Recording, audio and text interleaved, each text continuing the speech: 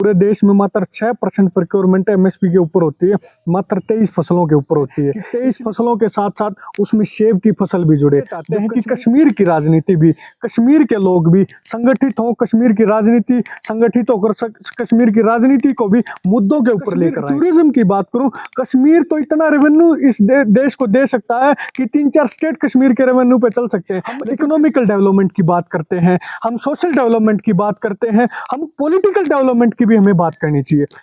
अस्सलाम वालेकुम नाज़रीन मोहतरम, आप देख रहे हैं एनएन न्यूज़ की बराह रास्त नशरियात। मैं हूं आपका मेज़बान कबीर गिलानी।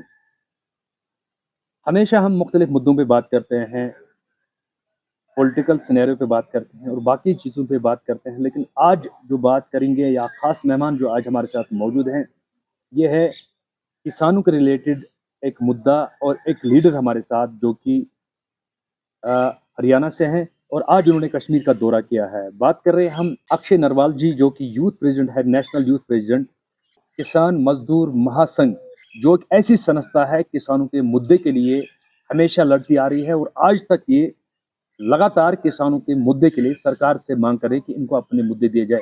तो आज कश्मीर के दौरे पे हैं, जो है 2 दिन इनको यहाँ पर हो गए हैं और कश्मीर के हर इलाके में जाकर देखते हैं किसानों के हालात क्या है, क्योंकि जब किसान है तो पूरी दुनिया है, जब किसान है तो हमारा मुल्क है। किसानों के बगैर जो है कोई भी चीज़ ना मुकम्मल है कंप्लीट करना, क्योंकि किसान ही अन्नदाता जिसको कहा जाता है। सबसे पहले सर आपका खैर मकदम है एनएन न्यूज़ में। बहुत बहुत धन्यवाद। सभी को मेरा नमस्कार, आदाब और आपके दर्शकों को सभी को अस्सलाम वालेकुम। सर आपने कश्मीर की विजिट पे हैं, आप दौरे पे हैं, जहाँ पर आपके साथ आपके साथी भी हैं कश्मीर की विजिट पे, तो क्या दौरे का क्या खास वजह है, इस हवाले से मेरा। देखिए, पूरे देश भर में किसानों के मूवमेंट चलते हैं, आंदोलन चलते हैं और पूरे देश भर में किसानों के अपने-अपने अलग-अलग मुद्दे हैं, क्योंकि पूरा देश में पूरा डाइवर्स कल्चर है। कहीं सेब पैदा होती है, कहीं गेहूँ पैदा होता है, कहीं पैडी धान पैदा होता है, कहीं कुछ पैदा होता है, कहीं केले पैदा होते हैं। तो ये सारे किसान हैं जो कुछ पैदा करते हैं और जो किसानों की ऐसी अलग-अलग समस्याएँ भी हैं। तो हम कश्मीर के किसानों के साथ लगातार हम उन किसानों को जोड़ना चाहते हैं, इस देश के किसानों के साथ मुख्य धारा में। इस प्रदेश के कश्मीर के किसानों की समस्या क्या है? सेब जब कश्मीर का किसान पैदा करता है तो उसको क्या समस्या आती है? जब मंडी में लेके जाता है तो क्या समस्या आती है? जब पेस्टिसाइड यूज़ करता है तो क्या समस्याएँ आती है? हम समझना चाहते हैं उसको, ताकि मैं as a national youth president of राष्ट्रीय किसान मजदूर महासंघ पूरे देश की जो सारी समस्याएँ हैं, उस पे आने वाली पीढ़ी को हम बताएँ, आने वाली पीढ़ी कश्मीर की, आने वाली पीढ़ी पूरी देश की, उनको किसानी मुद्दे के ऊपर अवेयर करके, किसानी मुद्दे के ऊपर संगठित करके, किसानों की डिमांड्स को लेकर हम सरकारों से आंदोलन कर सके, हम सरकारों के साथ लड़ सके और अपनी मांगों को मनवा सके। उसके लिए हम ये समझने आए हैं और यहाँ से अपने संगठन को किसानों को संगठित करने के लिए यहाँ पे आए हैं। काफ़ी टाइम से इस मुद्दे पे बात भी चल रही है, काफ़ी टाइम से आप प्रोटेस्ट भी कर रहे हैं, लेकिन आज भी अगर देखा जाए, अक्सर जो पब्लिक वहाँ से दिल्ली से हरियाणा से आती है, कह रही कि रोड बंद है, अभी किसानों ने प्रोटेस्ट लगा के रखा है। तो आज इस हवाले से, क्योंकि लास्ट टाइम की बात करेंगे जब आपका सिंधु बॉर्डर पे काफ़ी सारे ऐसे बॉर्डर्स पे आप बैठे थे और सरकार से कह रहे थे कि आप हमारे मसले हल करो, तो उस समय भी उस पर अपील की गई थी, उसको फिर से देखा जा रहा था। उस वक़्त की बात करें और आज की अगर बात करें, आज किस वजह से आप प्रोटेस्ट कर रहे हैं? देखिए, जो सरकार थी पहले 3 कानून लेके आई, 3 कृषि के कानून लेके आई, जी। जिसमें जिन कानूनों की वजह से अगर वो कानून इम्प्लीमेंट हो जाते, तो इस देश का किसान बर्बाद हो जाता। मैं थोड़ा-सा रिलेट करूँ कश्मीरी के किसानों के साथ, कॉन्ट्रैक्ट फार्मिंग की मैं बात करूँ, हिमाचल प्रदेश में एक बात हुई, अडानी ने सेब खरीदे, पूरे सेब का किसान वहाँ पे बर्बाद होने लग रहा है। तो जब ये पूरे देश की समस्या है, किसानों की समस्या, और वो कानून पूरे देश की समस्या थे, इवन कंज्यूमर को भी अफेक्ट कर रहे थे वो कानून। एसेंशियल कमोडिटी एक्ट की मैं बात करूँ, वो कंज्यूमर को पूर्ण तरीके से कंज्यूमर को मतलब अफेक्ट कर रहा था, किसान को उसको ज़्यादा अफेक्ट नहीं कर रहा था, वो लड़ाई लड़ी। तो जब पिछले आंदोलन में इस गवर्नमेंट ने सिर्फ उन 3 कानूनों को उल्टा लेने का काम किया। जो मुख्य किसानों की दूसरी मांग थी, वो मांग थी एमएसपी की, मिनिमम सपोर्ट प्राइस की, कि किस किसान को मिनिमम सपोर्ट प्राइस दिया जाए। मैं आपको बताना चाहता हूँ, पूरे देश में मात्र 6% प्रोक्योरमेंट एमएसपी के ऊपर होती है, मात्र 23 फसलों के ऊपर होती है। इसलिए हम कश्मीर के किसान को मुख्य धारा में चाहते हैं कि 23 फसलों के साथ-साथ उसमें सेब की फसल भी जुड़े। जब कश्मीर का साथी भी हमारे साथ आंदोलन में बैठेगा, तो हम ये कह सकेंगे कि आप सेब को भी मिनिमम सपोर्ट प्राइस के अंदर लेके आओ, हम कह सकेंगे इसके ऊपर भी आप गारंटी कानून बढ़ाओ। इसलिए हम चाहते हैं, हम लगातार प्रयास कर रहे हैं।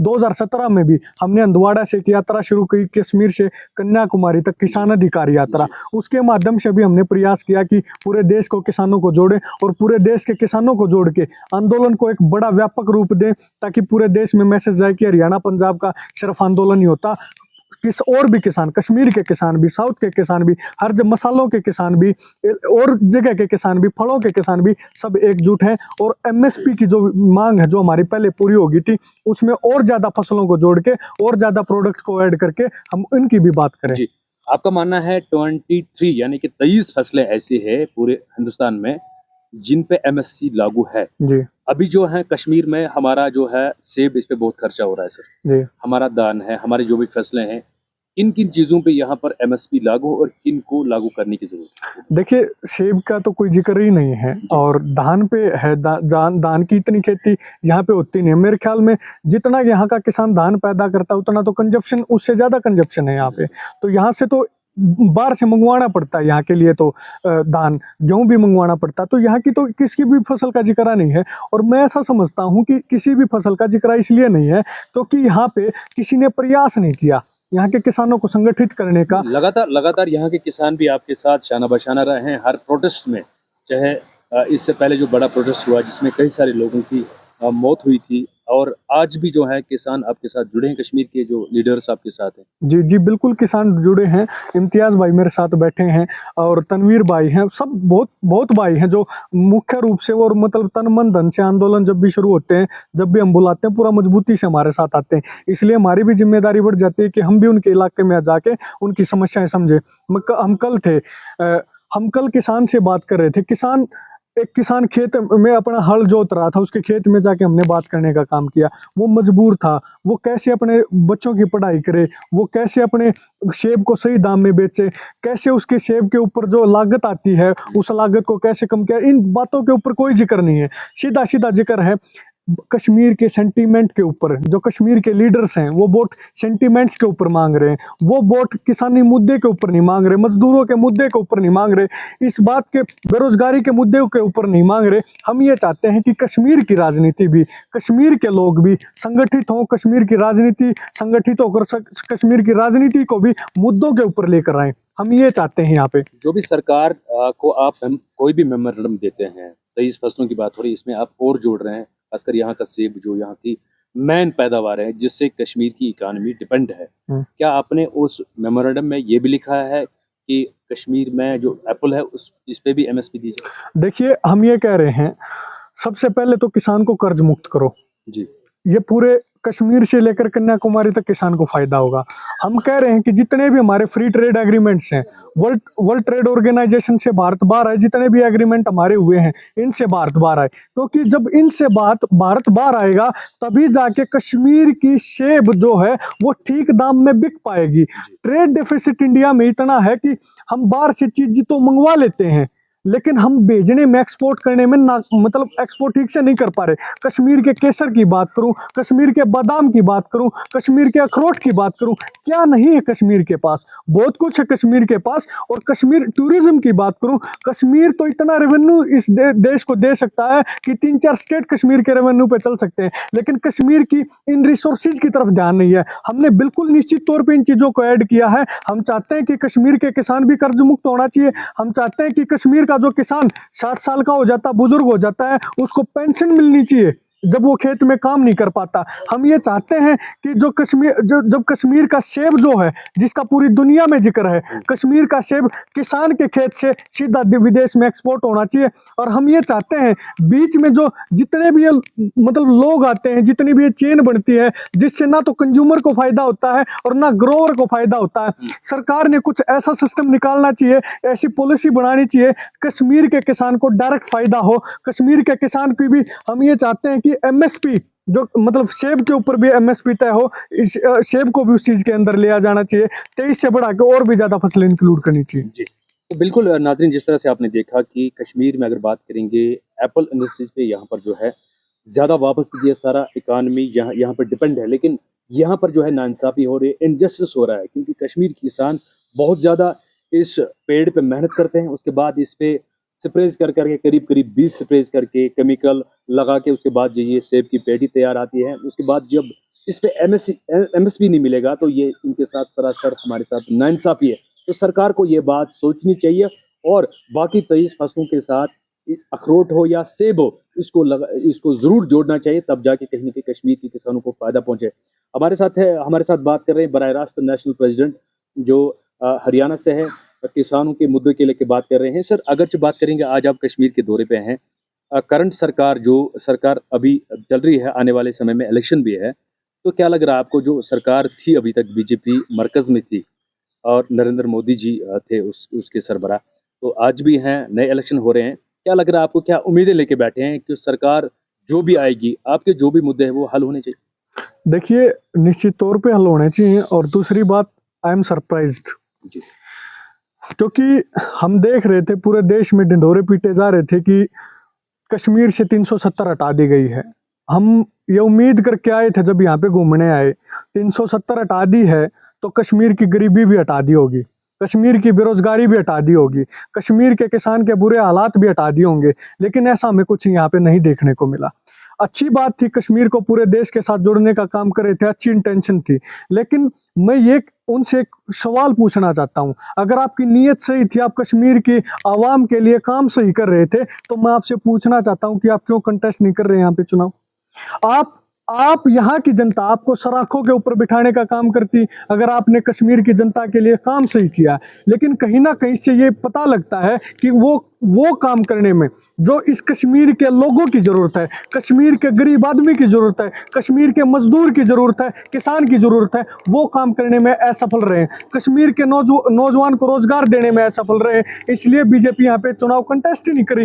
और उस बीजेपी से हम उम्मीद भी क्या कर सकते हैं, जिस बीजेपी ने 750 किसान हमारे देश के, हमारे बीच के भाई, उनकी मैं कहूंगा एक संयोजित तरीके से हत्या करने का काम जिस बीजेपी ने करने का काम किया, उस बीजेपी से हम क्या उम्मीद करें कि वो कश्मीर के किसानों का भी भला कर देगी। काफ़ी सारी डेवलपमेंट हुई है बीजेपी के दौर में, ट्रांसपेरेंसी हुई है, स्मार्ट सिटी आप देख रहे हैं श्रीनगर में, स्मार्ट सिटी को इन्होंने बनाया, टूरिज्म को बढ़ावा मिला और काफ़ी हालात ठीक भी लग रहे हैं। देखिए, आप ये बात बताइए, मतलब अगर आपको ऐसा लगता है कि हालात ठीक हो रहे हैं, तो लोग वो चुनाव क्यों नहीं लड़ रहे?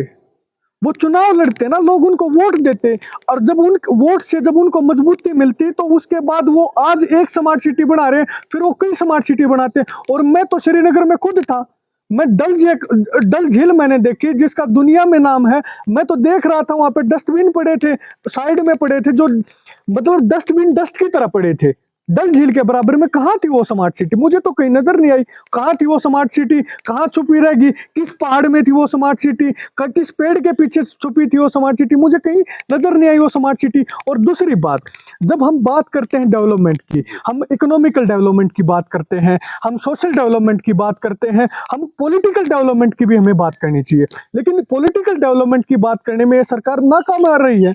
मैं तो देख रहा था यहाँ पे, अगर बीजेपी चुनाव नहीं लड़ रही है तो बीजेपी किसी को समर्थन दे रही होगी, तो मैं देख रहा था कि किस व्यक्ति को समर्थन दे रहे हैं वो लोग। उस व्यक्ति को समर्थन दे रहे हैं जिसके कनेक्शन आतंकवाद के साथ बताए जाते हैं, अलगाववाद के साथ बनाए जाते हैं। मैं क्या उस बीजेपी से क्या समझूं मैं?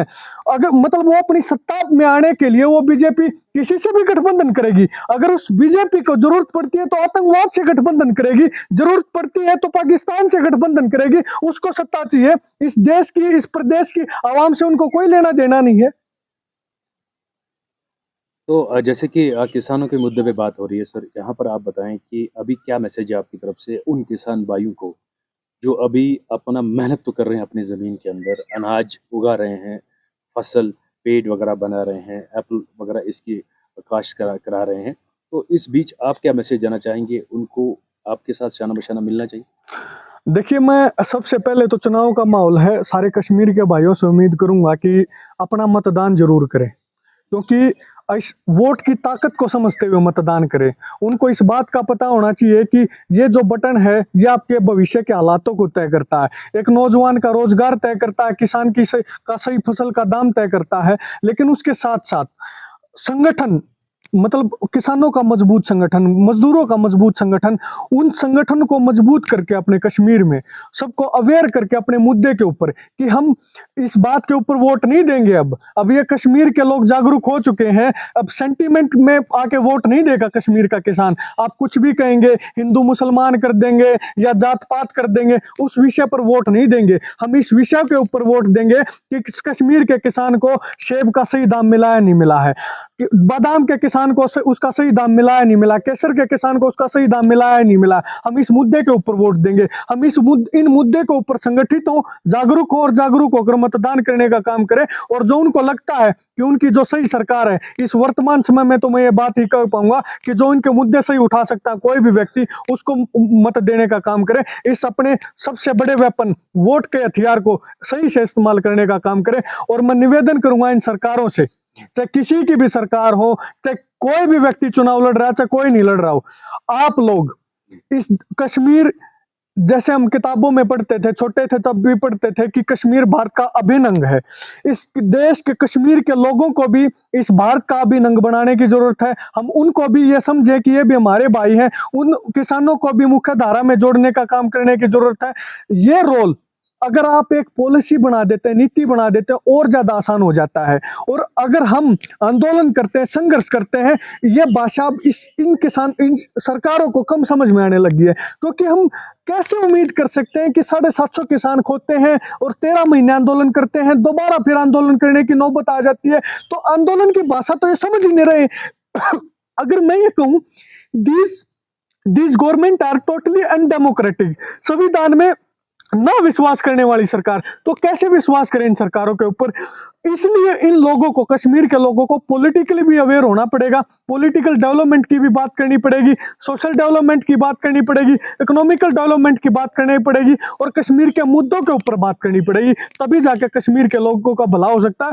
और मैं कश्मीर के भाइयों से, आप लोग जो यहाँ की बात है, आप लोग रेस्ट ऑफ इंडिया में आइए, हम आपको सराखों पर बिठाने का काम करेंगे, क्योंकि आप हमारे भाई हो, हमारे देश के भाई हो। कश्मीर हमारे भारत का हिस्सा है। और यहाँ पे जब हम आते हैं, मैं अगर यह आपको बात कहना चाहता हूं कि जो हमें प्यार प्रेम यहाँ पे मिला है, हमें वहां हरियाणा में भी इतना नहीं मिलता, हमें पंजाब में इतना नहीं मिलता, हमें कोई दूसरे स्टेट में इतना नहीं मिलता, जितना प्यार प्रेम हमारे दूसरे मजहब के भाई हैं, दूसरे स्टेट के भाई हैं, उन्होंने हमें देने का काम किया। कश्मीर से हमें यहाँ आने के बाद और ज्यादा लगाव हो गया।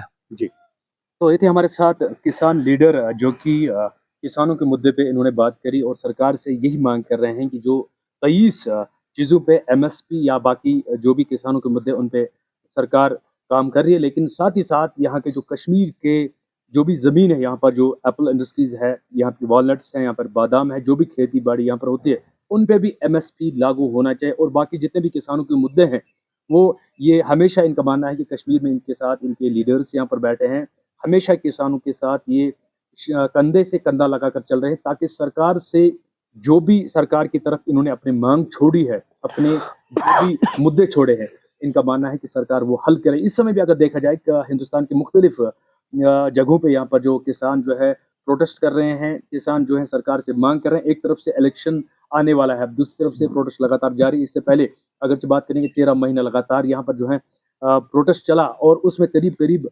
सैकड़ों किसान जो है मारे गए। और उसमें बताया जा रहा है कि किसानों की जान चली गई, लेकिन उन्होंने बलिदान, उन्होंने कुर्बानी दी इस वजह से, ताकि जो आने वाली हमारी जनरेशन है, आने वाले हमारे लोग हैं, उनको फ़ायदा हो। तो सरकार को चाहिए, जो भी सरकार यहाँ पर इस वक्त है या आने वाले जो भी सरकार यहाँ पर बनेगी, उनको चाहिए कि किसानों के मुद्दे को हल करे, क्योंकि किसान ही एक ऐसा है, अन्नदाता है। किसानों के बगैर जो है प्राइम मिनिस्टर खा नहीं सकता है कुछ, एक मिनिस्टर खा नहीं सकता, एक आम व्यक्ति कुछ, एक ऑफिशियल कुछ खा नहीं सकता जब तक किसान वो तैयार नहीं करेगा।